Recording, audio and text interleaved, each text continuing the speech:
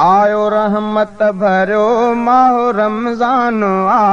आयो रहमत भरियो माहो रमज़ान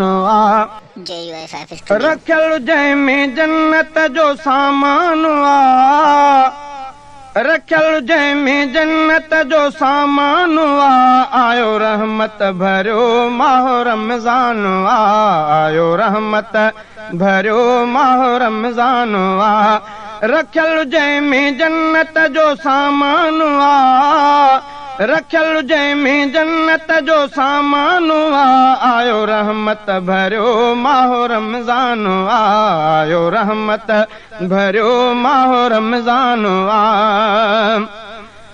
अजुर ॾींदो रोज़े जो पाण ई ख़ुदा यकीनन उहो हूंदो बे इंतिहा अजुर ॾींदो रोज़े जो पाण ई ख़ुदा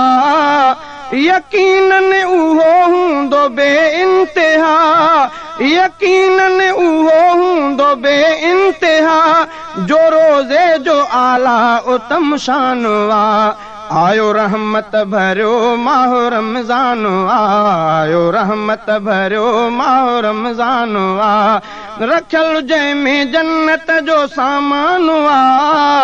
रखियल जंहिंमें जन्नत जो सामान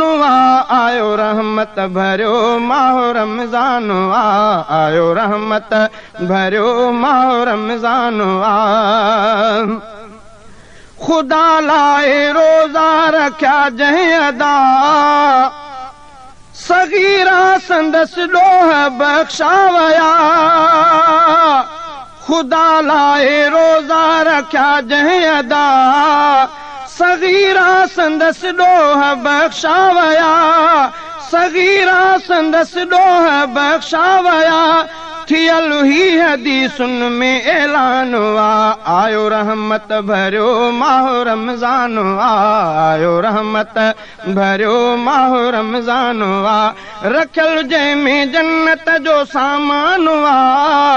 रखियल जंहिंमें जन्नत जो सामान आयो रहमत भरियो माहो रमज़ान आयो रहमत भरियो माहो रमज़ान क़यामत में रोज़ो सिफ़ारिश कंदो त मालिक ही रोज़ा हो रखंदो बंदो क़यामत में रोज़ो सिफ़ारिश कंदो त मालिक ही रोज़ा हो रखंदो बंदो त मालिक ही रोज़ा हो रखंदो बंदो ही जन्नत जो हक़दार इंसान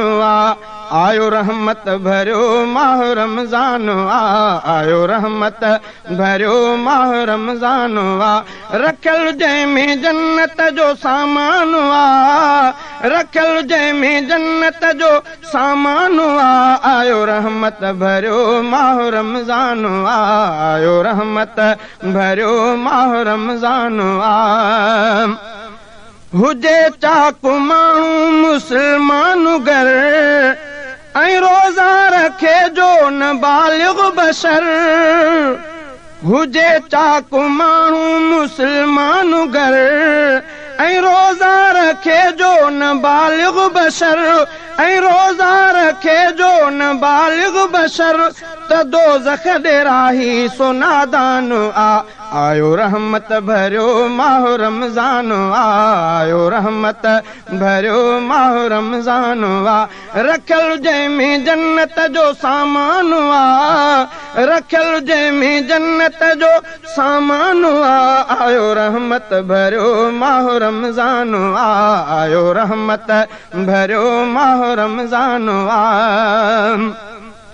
रफ़ीक आयो रमज़ान मोटी वञण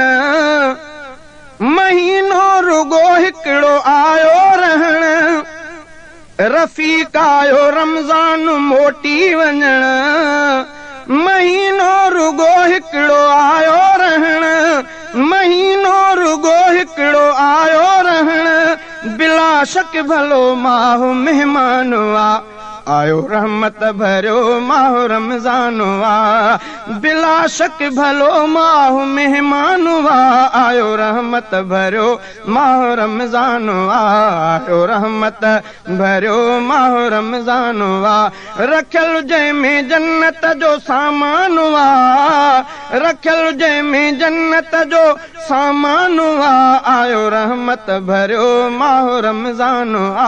आयो रहमत भरियो माह रमज़ान वा रखियल जंहिंमें जन्नत जो सामान वा रखियल जंहिंमें जन्नत जो सामान वा आयो रहमत भरियो माह रमज़ान वा आयो रहमत भरियो माह रमज़ान वा